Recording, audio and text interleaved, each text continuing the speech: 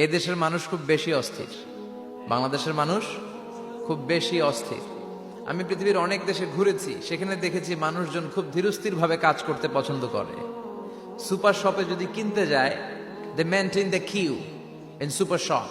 Super শপে লম্বা line, সবাই যে ওখানে ভদ্রভাবে দাঁড়ায়, একজনের পর একজন যাবে। টিকিট কাটতে যাবে, লম্বা লাইন, একজনের পর একজন দাঁড়ায়, একজন যাবে আরেকজন। তো ওখানে যদি কোনো বাঙালি থাকে, তখন দেখা যায় তার অস্থিরতা। কেন সামনে এত লাইন, এত সময় লাগে কেন, আমি কখন পাবো, আমার কি হবে?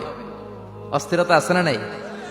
মানে সে পারে না সামনে সবাইকে ডিঙ্গিয়ে আগে যে টাকা পে করবে, আগে যে টিকিট কাটবে। এই অস্থিরতা আমাদের কমাইতে হবে, ধৈর্যশীল হতে হবে।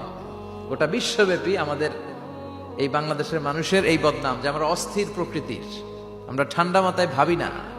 ঠান্ডা মাথায় ভাবতে হবে, ধৈর্যশীল হতে হবে। ইন্নামা সাবরু ইনদা সাদামাতিল উলা। বিষ্ণু বলেছেন, বিপদের প্রথম ধাক্কায় যে সবর ধারণ করতে পারে সেই তো সবুর। এজন্য বিষ্ণুনবী দোয়া করতেন, আল্লাহুম্মা জাআলনি সাবুরা, আল্লাহ আপনি আমাকে ধৈর্যশীল বানান। ওয়া জাআলনি শাকুরা, আপনি আমার শুকরগুজার বান্দা বানান। বিশ্বনবীর চেয়ে ধৈর্যশীল, বিশ্বনবীর চেয়ে শুকরগুজার পৃথিবীর কেউ আছে? কথা বলেন। এমন তাবৎ কোনো অত্যাচার নাই যে অত্যাচার বিশ্বনবীর উপর করা হয় নাই। বিশ্বনবী মক্কার জামিনে যখন দাওয়াত দিতে লাগলেন, ওনারে পাগল বলা হতো, বলা হতো তুমি পাগল, বলা হতো মুহাম্মদ একটা কবি, বলা হতো মুহাম্মদ হচ্ছে গণক। বিশ্বনবী যখন রুকু দিতেন, সিজদায় চলে যেতেন, উটের পচা নারী ভুরি এনে বিশ্বনবীর কাঁধে ফেলে রাখা হতো। বিশ্বনবীর গলার মধ্যে রশি ধরে টান দেয়া হতো। কয়েকবার বিশ্বনবীর এই ঘাড়ের এই চামড়া ছিঁড়ে গিয়েছে, একবার চাদর টান দেওয়ার কারণে, আরেকবার রশি টান দেওয়ার কারণে। বিশ্বনবী কিছুই বলেন নাই, ক্ষমা করে দিয়েছেন।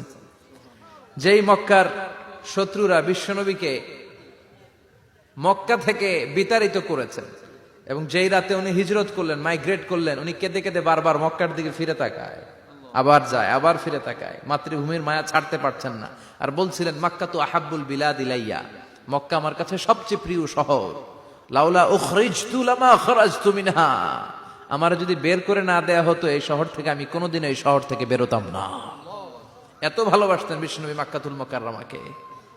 ধৈর্যশীল ছিলেন। এত অত্যাচার অনাচারের পরে যখন মক্কা বিজয়ের ক্ষণ আসলো, এই মক্কাকে বিশ্বনবীর করতলগত করে দিল কে? ফাতে মক্কা হলো। বিশ্বনবী চাইলে পিছে পিছে প্রতিটা কাফের মুশরিককে শেষ করে দিতে পারতেন, ঠিক কিনা? কিন্তু বিশ্বনবী বললেন, লা তাসরিবা আলাইকুমুল ইয়াউম ইযহাবু আনতুমুত তুলাকা।